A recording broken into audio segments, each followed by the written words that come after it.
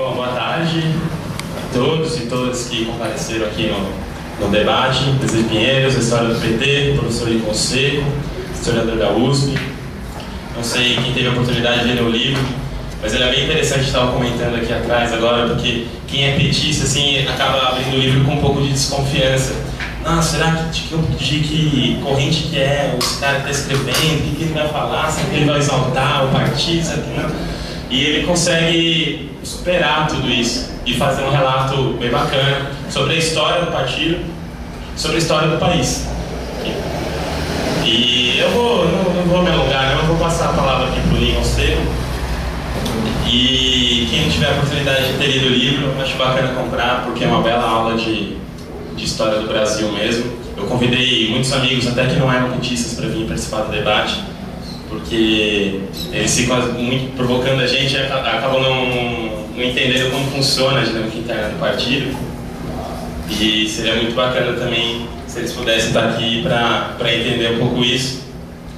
E o legal de fazer esse debate aqui dentro do PT, eu tive a oportunidade de ver na internet um debate que você fez fora, numa associação. Aqui a gente fica mais livre para debater as contradições. E vamos que vamos. E obrigado por todos por comparecerem. Passo a palavra aqui para o Lincoln Seco.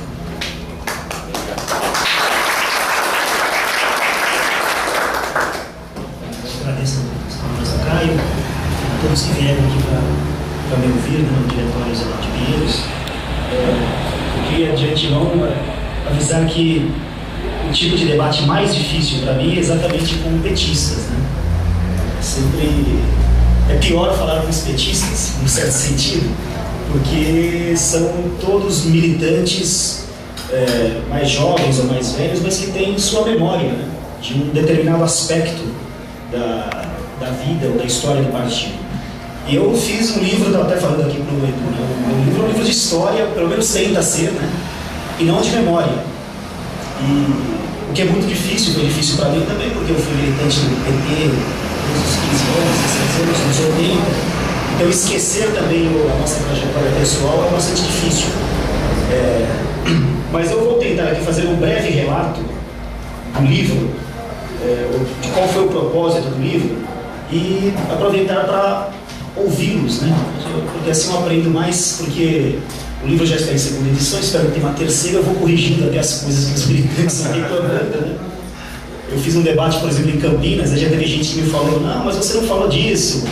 Depois um outro, você não falou do núcleo de empresários do PT, que foi importante, você não falou de... Né? Mas é um livro síntese da história do partido, né? Evidentemente que nenhuma história trata do todo da vida de um partido como o PT. Eu também parti de uma ideia do Antônio Gramsci, né? De que, na verdade, contar a história de um partido que tem uma importância como o PT tem na história do Brasil é contar a própria história do Brasil, né? No seu período de formação e desenvolvimento. Eu fiz, em primeiro lugar, uma tentativa de tornar aquele modelo tradicional que os sociólogos criaram para explicar o PT nos anos 80 um pouco mais vivo no campo da história.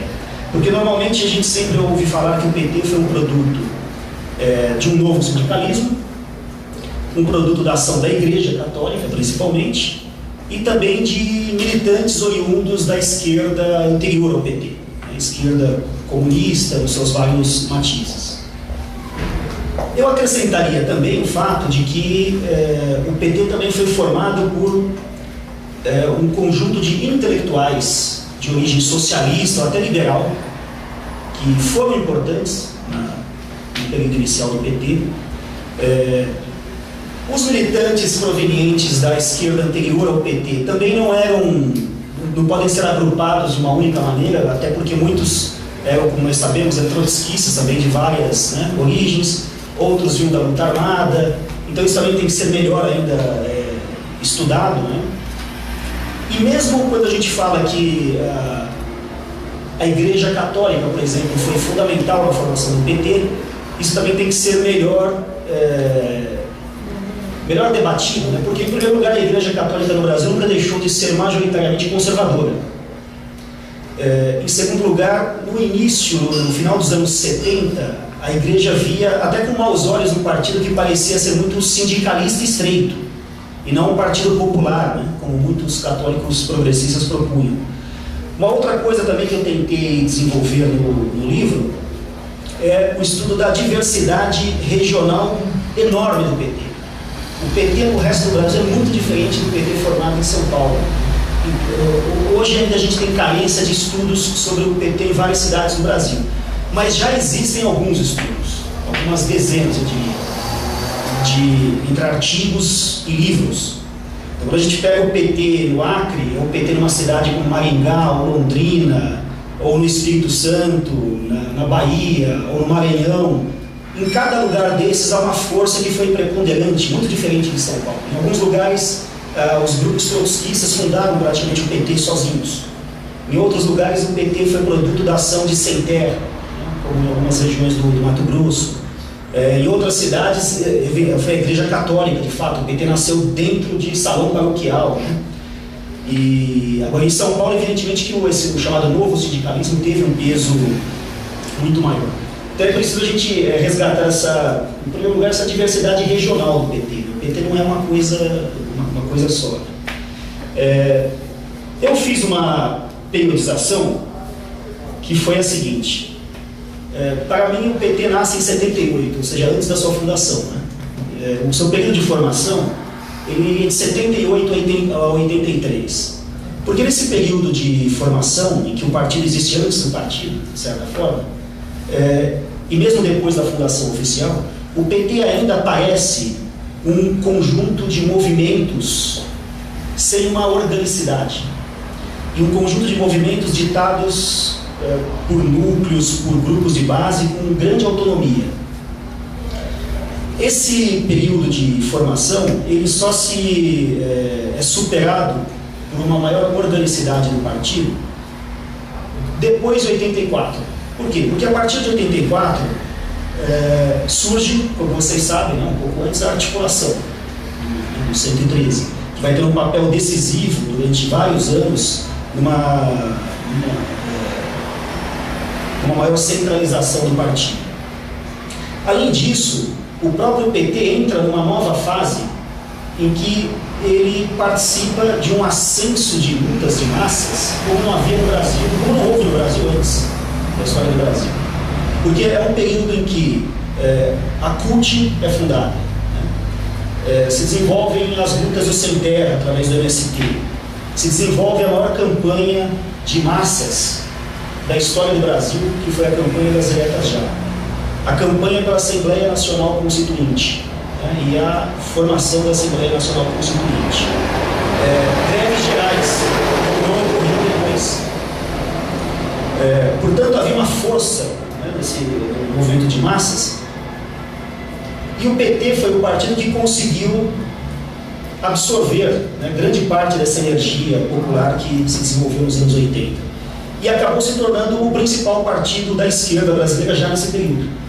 Ele ofuscou os outros concorrentes. Os partidos comunistas, por exemplo, tinham esperança, né, que nesse período de reorganização eles voltassem a ter o papel que eles tinham tido antes de 64.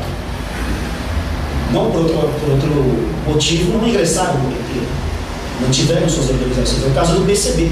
O PCB, nós esquecemos que, mesmo no meio sindical, ele ainda foi um forte concorrente do PT até meados dos anos 80. Né? Até uma frase do Lula, que eu citei no livro, no Instituto Cajamar, nos anos 80, o Lula diz assim: os comunistas nos atrapalharam muito, né? Tivemos que disputar muito com os comunistas. Então, eles ainda tinham uma capilaridade no movimento sindical que era importante. Só que nesse ascenso do movimento de massas, o PT acaba se tornando hegemônico no campo da esquerda.